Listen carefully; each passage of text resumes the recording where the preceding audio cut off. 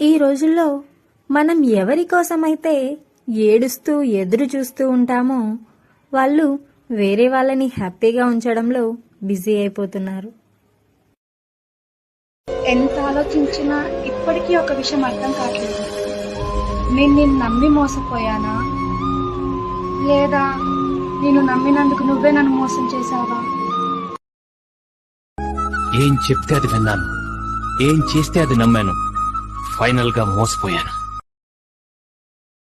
ఒంటరిగా పోయే ప్రాణమే కదా, ఒంటరిగా బ్రతకలేనా? బ్రతికేస్తా.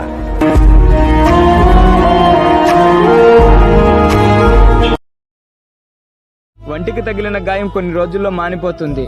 మనసుకు తగిలిన గాయం బ్రతికినంత కాలం బాధ కలిగిస్తూనే ఉంటుంది.